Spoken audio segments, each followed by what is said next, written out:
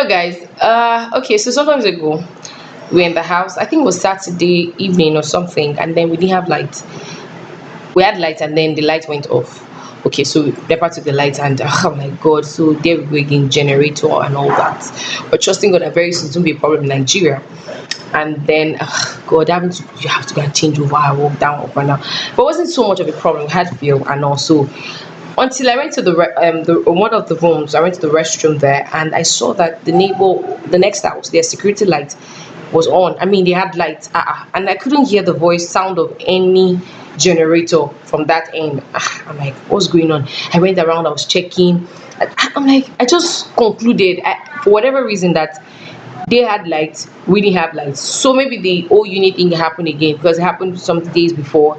We ran out of units and all. I just felt, oh my god, that's happened again. Oh, we didn't check. Oh, or maybe the changeover board is bad. I've been suspecting. I was worried.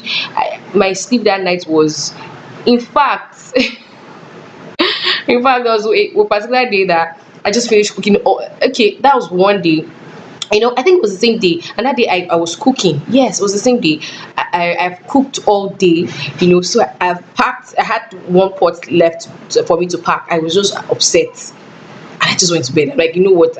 What is all this light issue safe? Because I saw light in neighbor's house. Right?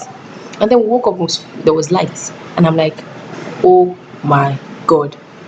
What just happened? Apparently, it dawned on me then that maybe those guys actually were using inverter. Maybe they have solar power or whatever that I don't know, I didn't know of. And I just concluded based on what I was seeing. And then I was just laughing and saying, oh my god, of course, part of the food, one other pot was almost going south. And I was just laughing and like, you know what, this is really ridiculous. And I God just whispered to me that that's what happened. In real life, most times we compare ourselves to other people. We use other people's visible results as a yardstick of what we call success in our lives. All right, we see what's going on in X person's life, and then we start to judge because we don't see it in our life, and we don't know the source of their wealth. We don't know the source of their success. We don't know what they've been through. We're not even aware of their source. The same way, because I didn't hear the sound of generator didn't mean that they didn't have generator or they had another means of power. What am I saying here, guys? Stop comparing yourself. Stop looking around. Stop judging your life or downplaying what God is in your life based on what you see. What you see, or not necessarily what you know, or what is real, based on what you see happening in another person's life. You don't know their story. You don't know where they're going. You don't know their processes. And that day, it was just profound. And ever since, I just been laughing. And you know what? You see, it's not worth it. Thank God for what is happening in your life.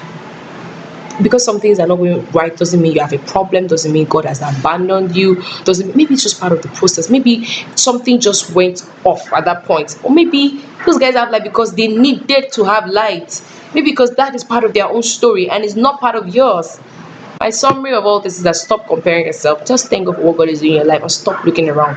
Yes, we can have role models, we can see people who appreciate and all that, but don't when the moment admiration turns to obsession or is giving room to a certain level of depression, there's a problem, right? People can be our role models, you can learn from them, but never don't use anybody as a yardstick to determine how well or how good God has been in your life or how successful you think you are. Okay, God bless you. From Mercy Project 27, I love you. See you tomorrow.